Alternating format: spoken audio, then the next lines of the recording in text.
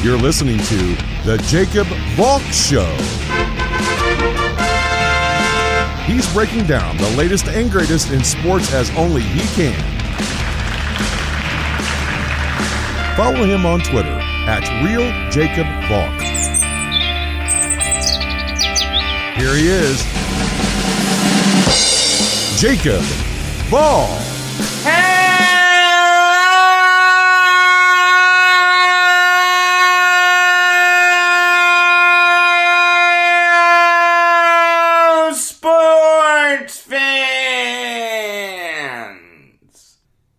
Welcome to another edition of the Jacob Valk Show. I am Jacob Valk, and you know what I'm starting with. There's no other story that even comes close. It is the New York Islanders, specifically Lou Lamoriello, making a fantastic move. A move that they needed to make. They got Kyle Palmieri from the Devils. Lamoriello didn't stop there, though. We all know he has Devils connections. It's how they got Andy Green. So they got another lifetime Devil. A player that they could have gotten many moons ago. But stupid Mike Milbury took Petteri Nokalainen instead. Travis Zajac is now a New York Islander. In exchange for two of the best Devils, all the Islanders had to give up was AJ Greer, Mason Jobst, the Islanders' first rounder this year, and a conditional fourth rounder next year. If the Islanders make the Stanley Cup Finals this year, that fourth rounder becomes a third rounder, and the Devils can choose whether they want the pick in 2022 or 2023. None of that matters. Lou Lamoriello, I am sorry for ever doubting you. Okay? This is a perfect trade. Palmieri always made sense. Local guy from Smithtown. That's on Long Island. Obviously, Lamoriello has a history with Palmieri. He was with the Devils when they made that trade to get Palmieri. It always made sense to get him.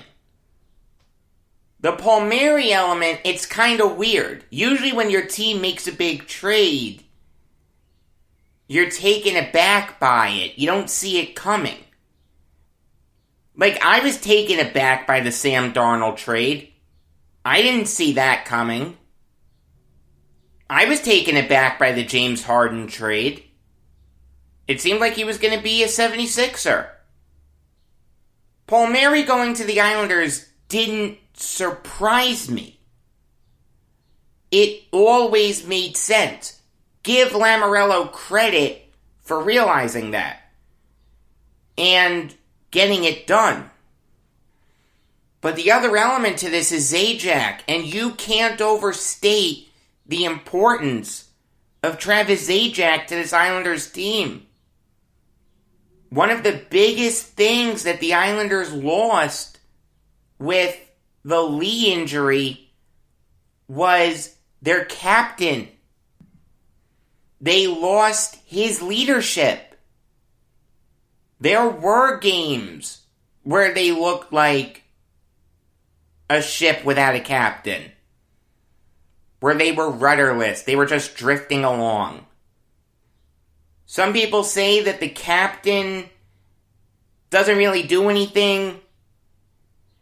It's just a figurehead position. No, it is not. In hockey, it means something. That's the guy who the team looks to when the going gets tough. It's kind of hard to look at that guy when he's not on the ice with you. Travis Zajac is going to bring some of that leadership back to the Islanders. Zajac has been an assistant captain with the Devils for years. He's a veteran. This guy has been in the NHL for 15 years. He nearly won a Stanley Cup. The Islanders had a hole at first line left wing after the Lee injury. But all year they had a hole at third line left wing.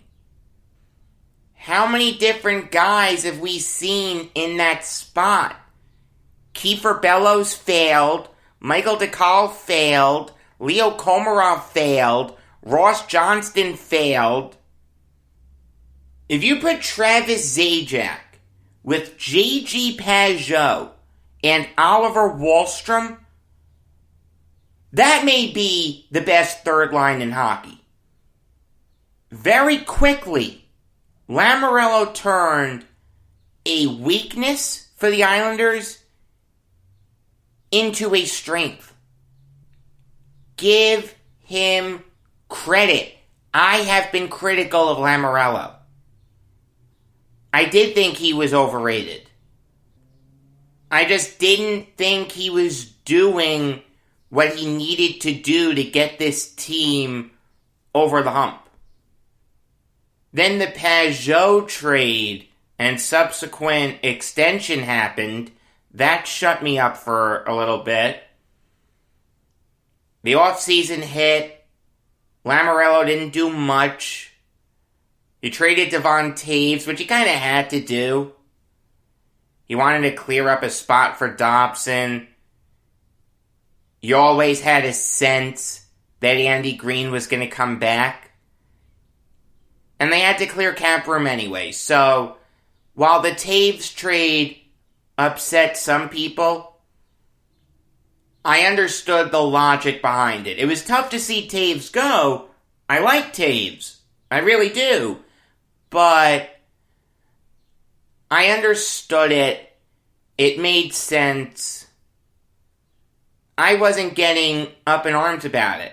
What I was getting up in arms about was after the Lee injury, not making a move to bolster that top six. And not making a move to solidify the third line. Yes, you have Pageau. Yes, Wahlstrom is turning into one of the best young wingers in the NHL. But to really put this team over the hump, you've got to do better than Kiefer Bellows, who still makes maddening mistakes. Michael DeCall, huge bust. Ross Johnston, goon, should be on the fourth line, never the third line. Never the second line, never the first line, just the fourth line. The only reason to put Ross Johnston into a game is if you're going up against a guy like Tom Wilson or some other player laid out Matthew Barzal, then you're playing that team again and you want to kill that guy that laid out Barzal. That's when you put Ross Johnston in. But never on the third line. And Leo Komarov, the reality is he's just not that good. Alright? Bad job by Lamoriello in bringing him in. I know Trotz likes him also. He's just not that good. Alright, if you want to make a legitimate Stanley Cup run, you had to fortify that third line also. The Islanders did that with Zajac. And now the top six is going to go back to clicking on all cylinders. This is how I would arrange the lines if I was Barry Trotz. Some people are a little confused about the fit of these guys, and look, I understand that there's no obvious fit, but as someone who's watched every Islanders game this year, let me tell you what I would do. Number one, I'm moving Bailey up to the first line.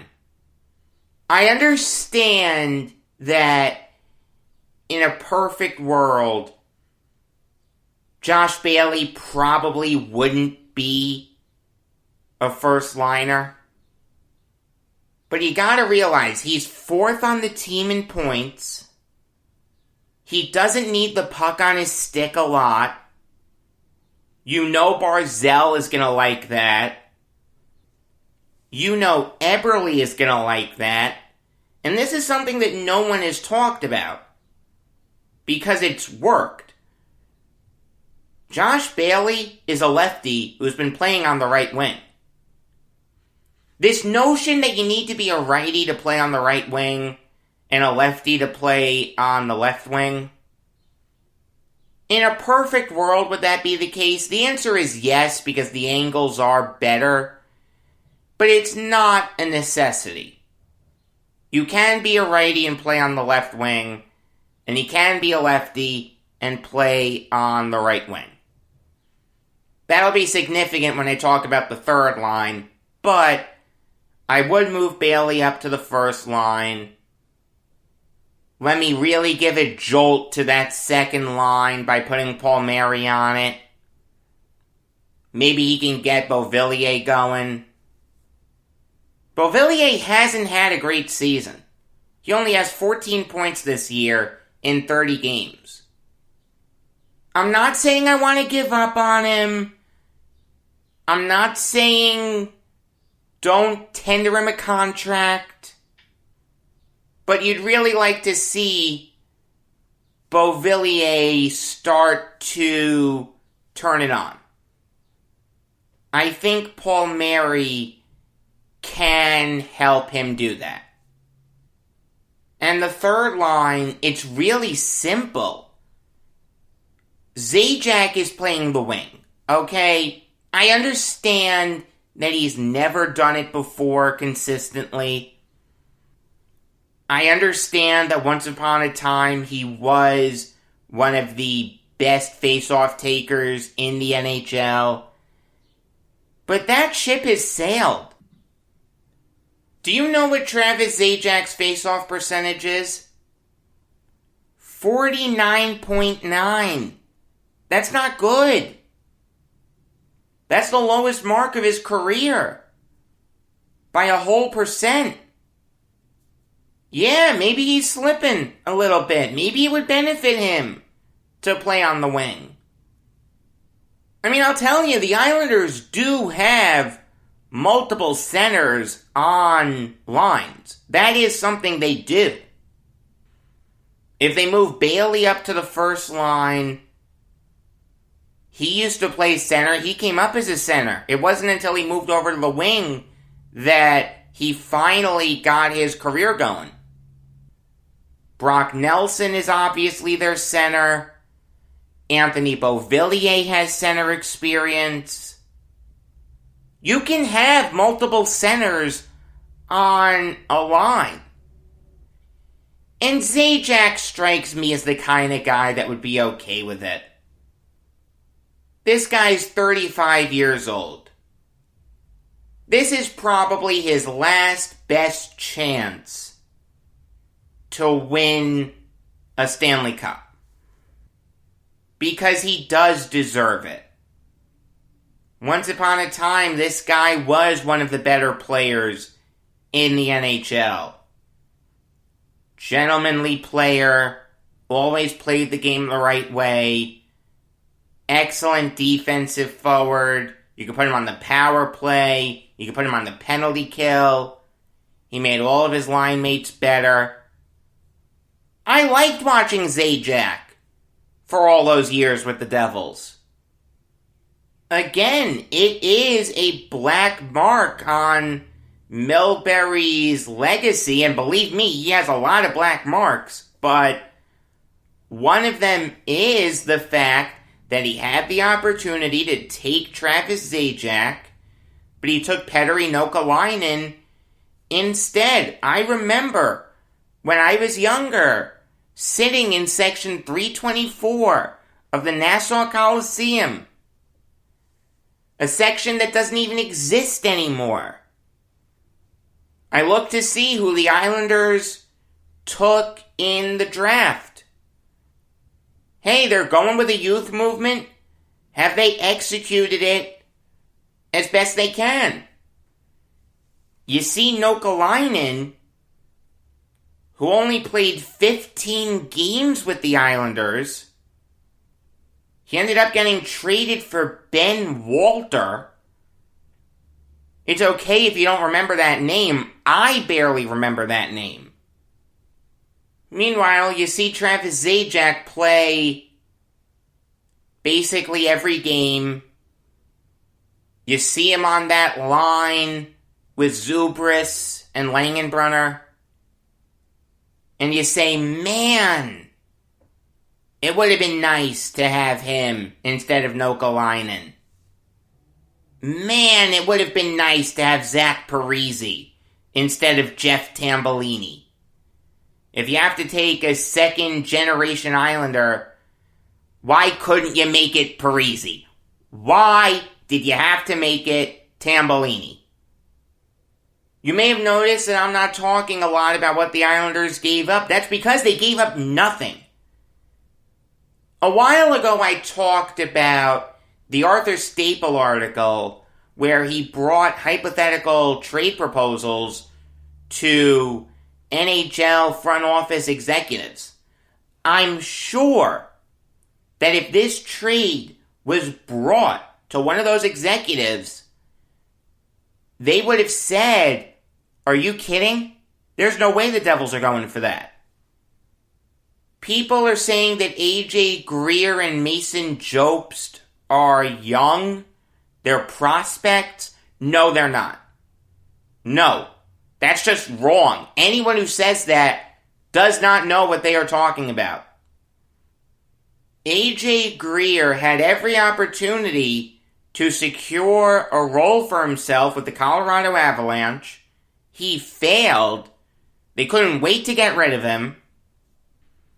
And this guy hasn't even sniffed the NHL with the Islanders. If you had a list of players in Bridgeport that deserved a chance to be on the parent club, AJ Greer would be towards the bottom of that list. He is not good. There's no nice way to say it. He's a schlub. He's a nobody. 99% of Islanders fans wouldn't know him if he came to their house and delivered them a pizza. But the guy who's really at the bottom of that list is Mason Jobst. He's 27 years old.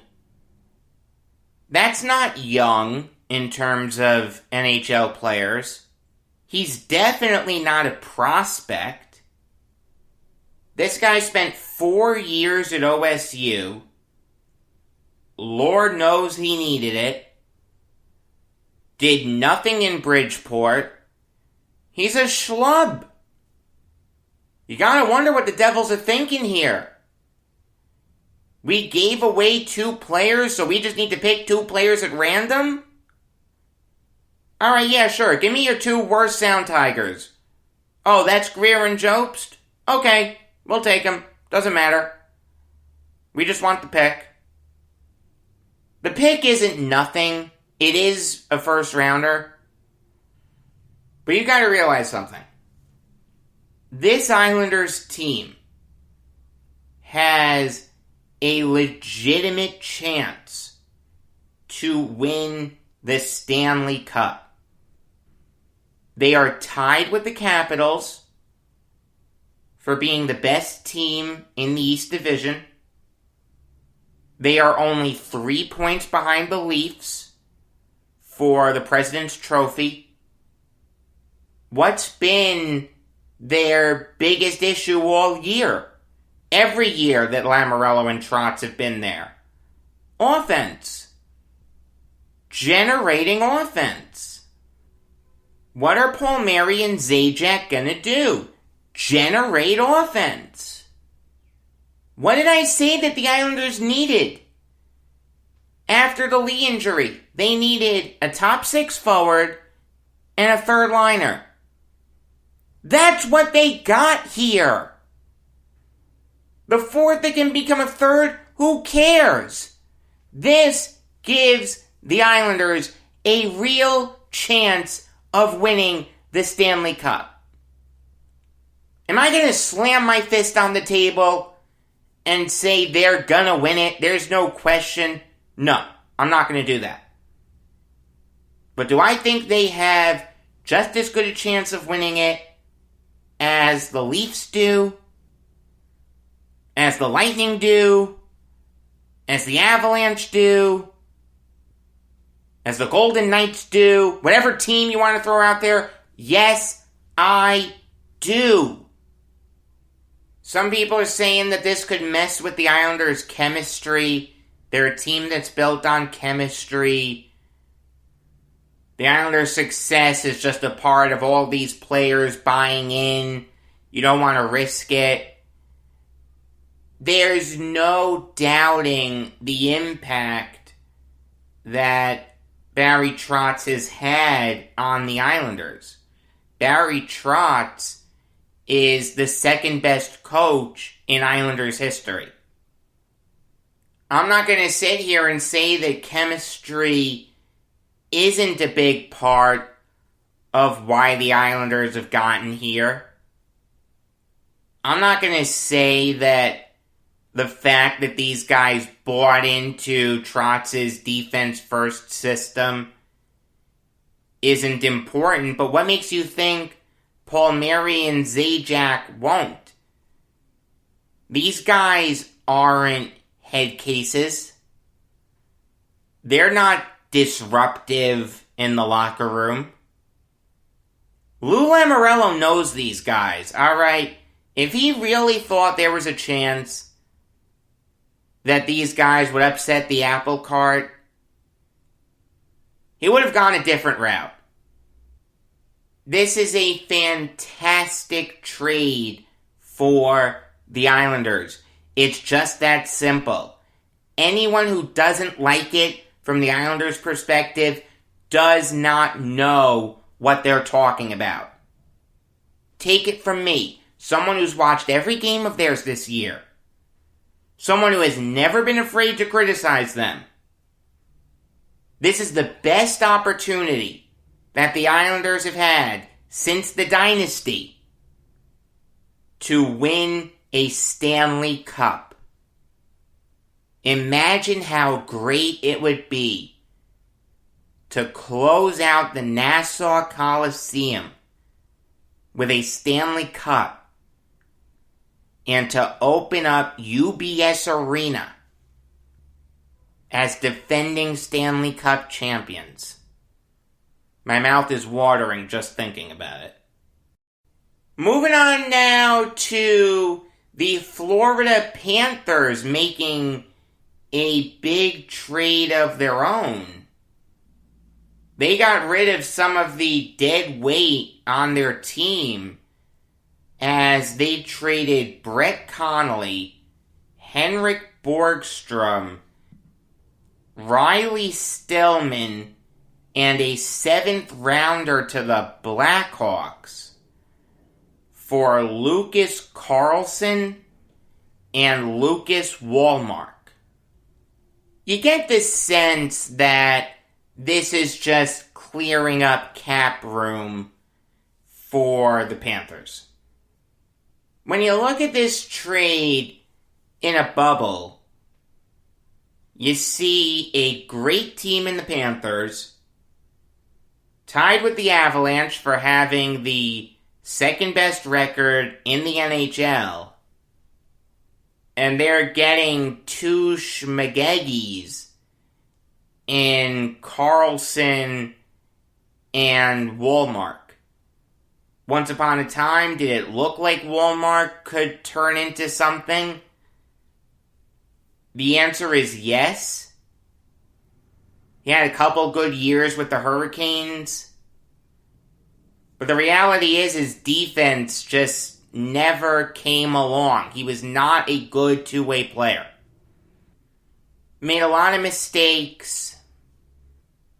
I'm not going to say that he can't turn his career around, but it's certainly trending in the wrong direction. Let's put it that way.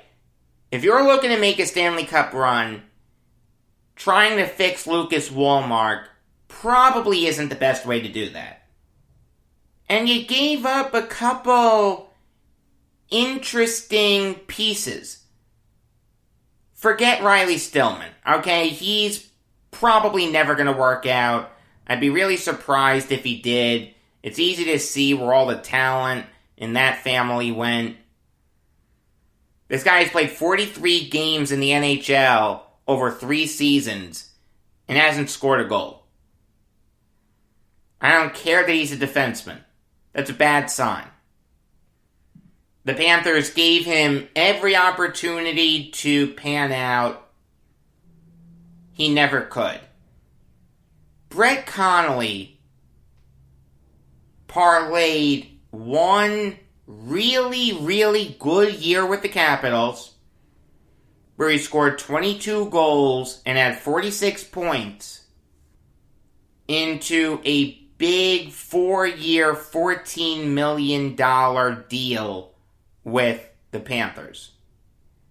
He has not lived up to that. The first year, it looked like he was going to get 20 goals, but his assists went down a lot. His defensive play dropped off.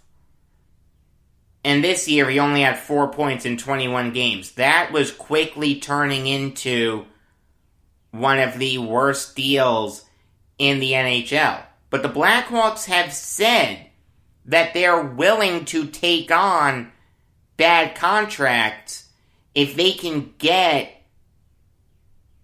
building blocks, young players, or picks. I mean, I'm not going to say that Connolly can't turn his career around. If you can look past the contract, giving Connolly a chance to resurrect his career makes sense. I could see that working with the Blackhawks. Not a guarantee, but it is possible. Henrik Borgstrom has talent. In his rookie year in 18-19, he had 18 points in 50 games. He was turning into a really good power play contributor. Was it taking him a while to catch up to the speed of the NHL game? The answer is yes, but he's a rookie. Alright, Noah Dobson had trouble with that. He's turned it around. The Panthers gave him 4 games last year before they sent him down. And he hasn't played at all this year. Now again, if you're looking to make a big Stanley Cup run, I understand not wanting to try to fix a young player. But I don't think Borgstrom is broken beyond repair. I do think he can turn his career around. I think this is a good move for the Blackhawks. I think it makes a lot of sense. You're getting a guy in Connolly who's had success before. Granted, he's on a bad contract. But in exchange for him, you got a player in Borgstrom with talent. And you gave up, I don't want to say two nobodies. Carlson is definitely a nobody. Wallmark, there's a sliver of hope that he can turn his career around. I don't want to kill him, but it's not looking good for him. So, I don't mind the Blackhawks giving him up. Let's put it this way. It's more likely that Borgstrom is going to work out than Wallmark. In a bubble, the Blackhawks win this trade. But, again, this cleared up a pretty decent chunk of change for the Panthers. So if this means that they now have the room to go after a guy like Taylor Hall, Philip Forsberg, Patrick Marleau, or Bobby Ryan, that makes sense. I'll give the Panthers an incomplete. I'll give them the benefit of the doubt. I'm not going to kill them for this trade yet. But the Blackhawks do win it as of right now. Alright, now I'll give you some NBA Valk talk. And yes, this is the biggest NBA story. It did feature one of the best players in the NBA coming back from a 23-game absence. That, of course, is the Nets destroying the Pelicans. 139 to 111. It was touch and go there in the first quarter because Durant didn't play. Initially, when the Nets announced the starting lineup, they said that Durant was going to play. Then as it got closer to tip-off, like 10 minutes beforehand, the Nets said that Durant was actually going to come off the bench. And people were speculating, why? Oh my God, did he have a setback? Is this another coronavirus thing? Steve Nash later said that they wanted to bring Durant off the bench because it would be easier to control his minutes that way if the game was close down the stretch. Needless to say, it wasn't. The Nets won by 28. They led by 38 at one point. They had over 110 points through 3 quarters. That is nothing short of incredible. I mean, that is what Kevin Durant can do. He can lift an offense that was already fantastic into the stratosphere. In 18 minutes off the bench, Durant had 17 points, 7 rebounds, and 5 assists.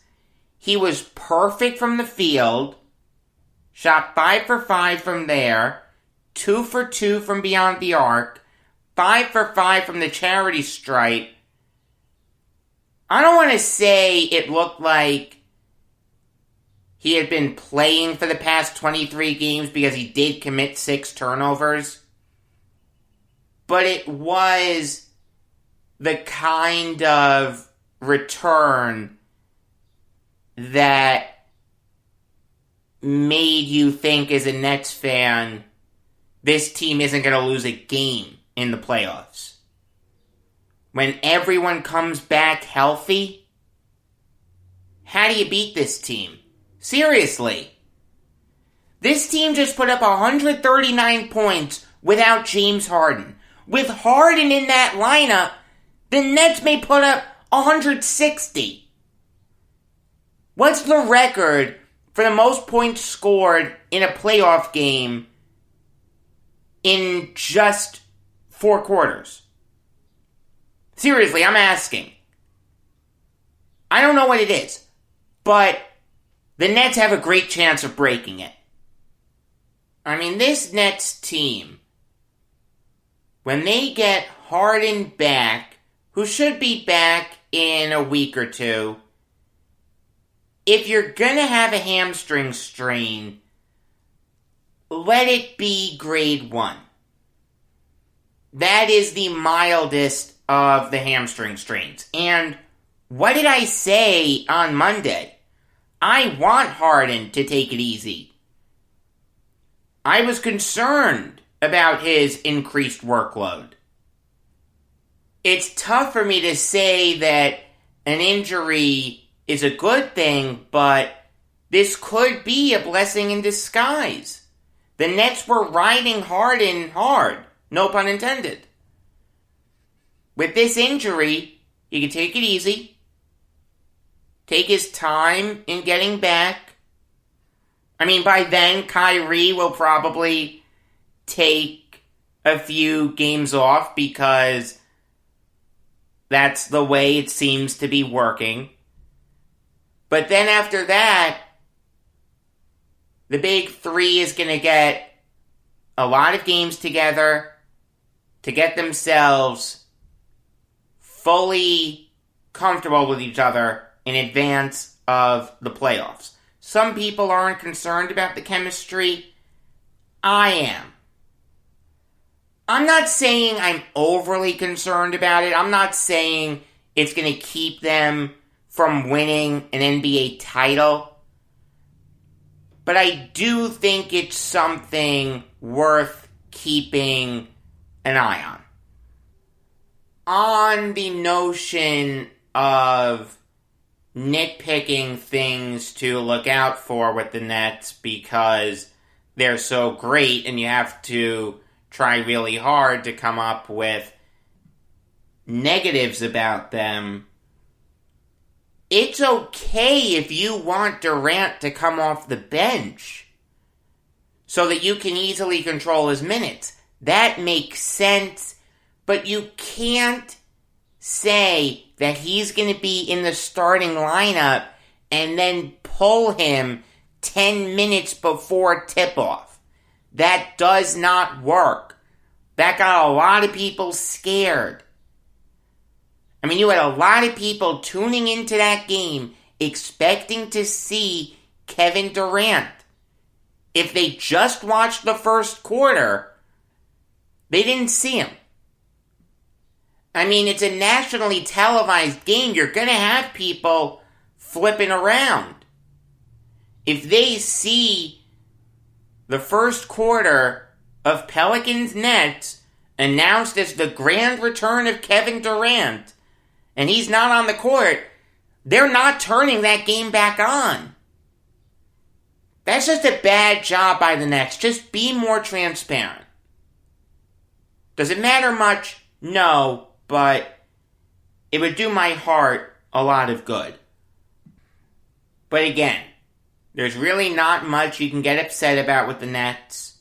They're a great team. They've got to be the betting favorites to win the title. They destroyed the Pelicans. Granted, a bad Pelicans team. A Pelicans team with a weird offense. You have Zion initiating the offense at the top of the key. This was a Richard Jefferson point. He was 100% right. He's better in the low post. And Zion will make guys like Aldridge, Green, Claxton, and Griffin work. Get Zion the ball down low. Don't have him be the initiator. That's what you have Lonzo Ball for. That's what you have Eric Bledsoe for. But give the Nets credit for taking advantage of this team. The Nets' perimeter defense was great. The Pelicans shot just 22% from beyond the arc. Like I said, with everyone at 100%, this team is unstoppable. The two teams that are maybe the likeliest to face the Nets in the NBA Finals, depending on how you look at it, played against each other last night. Jazz Suns.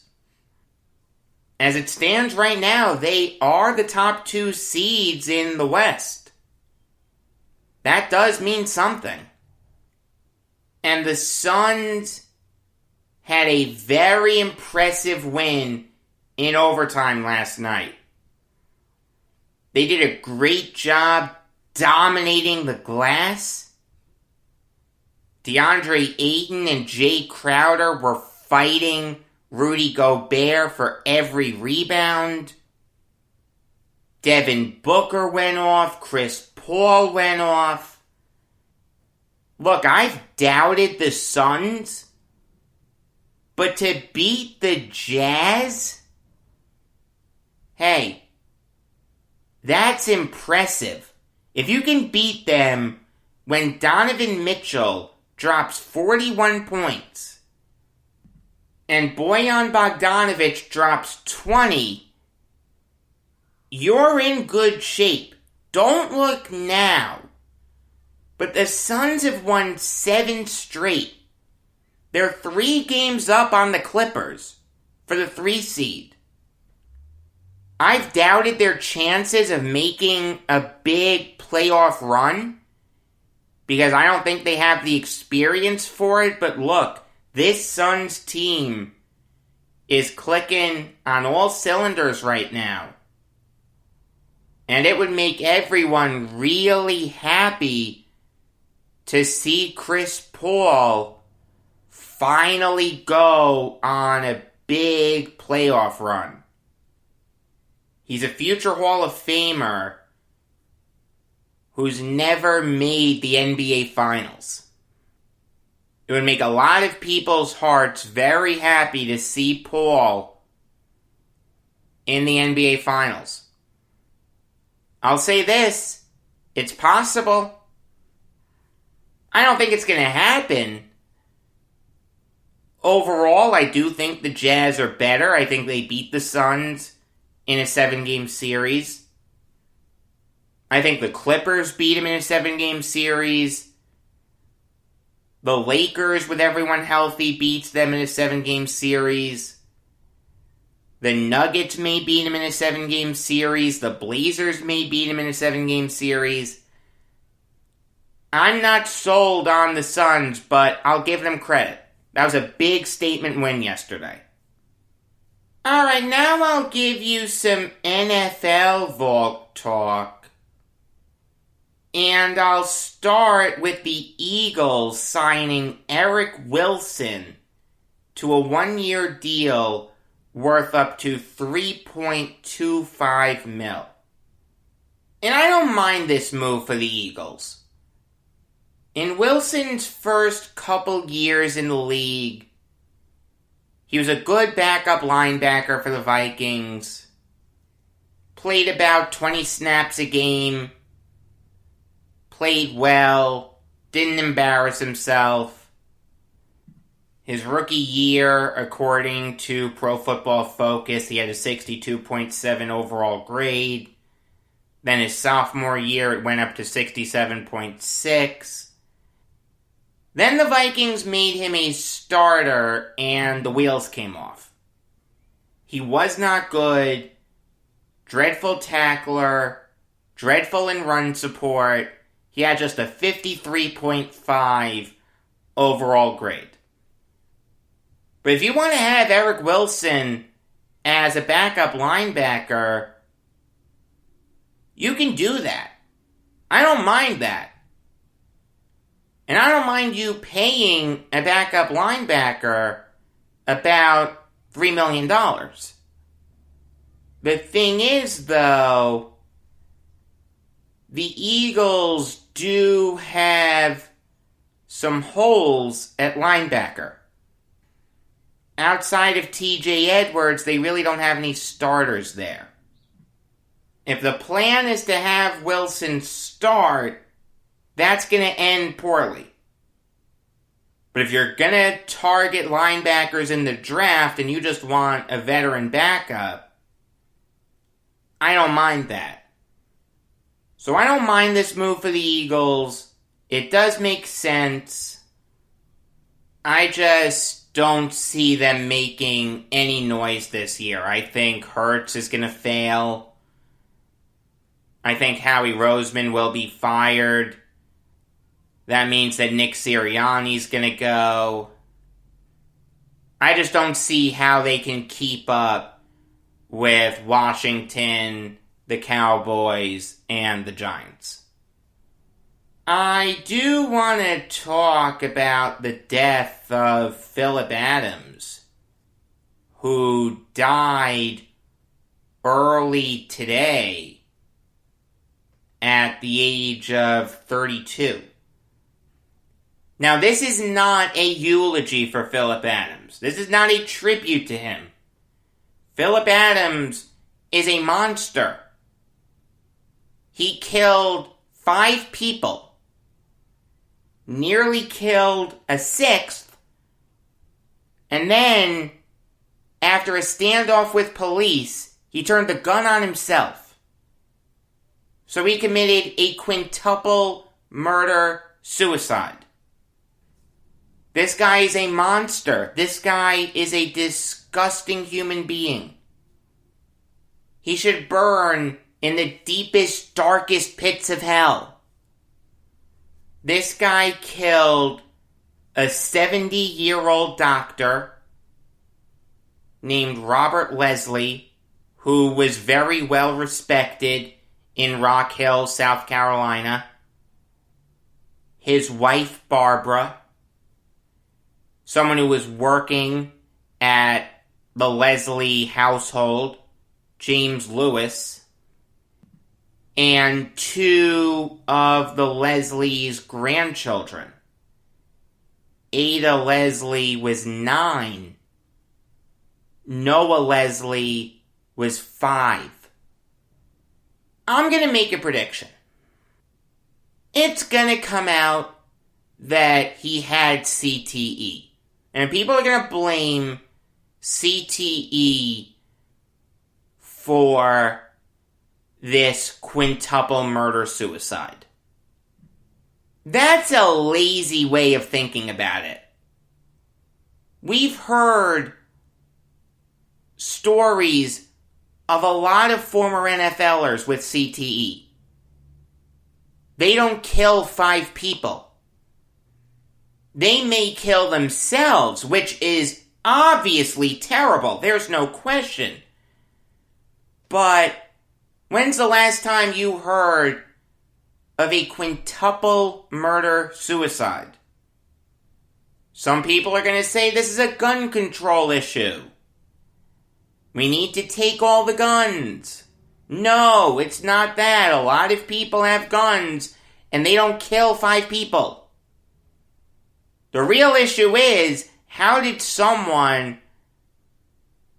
who's clearly mentally ill, no sane person does this, get his hands on a firearm?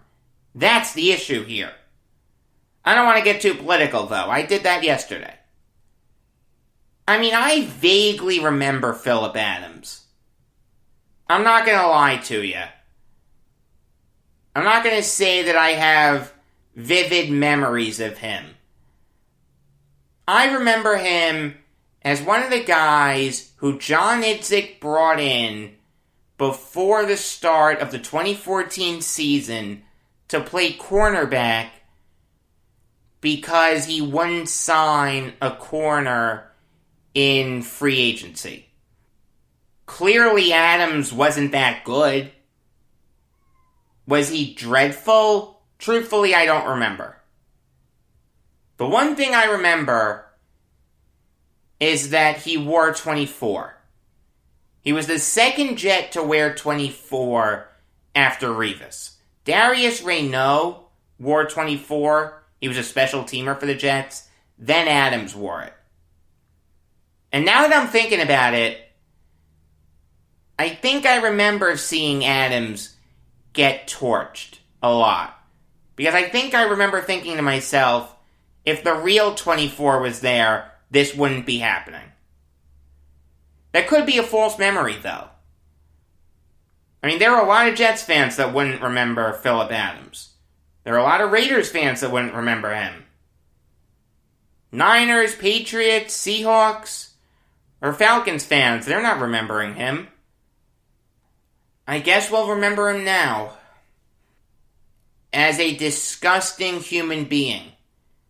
As an absolute monster. He should not rest in peace. He should burn in the deepest, darkest pits of hell. And my sincere condolences go out to the Leslie and Lewis families. Tomorrow you're going to get the interview that I'm going to do with Ron Blumberg.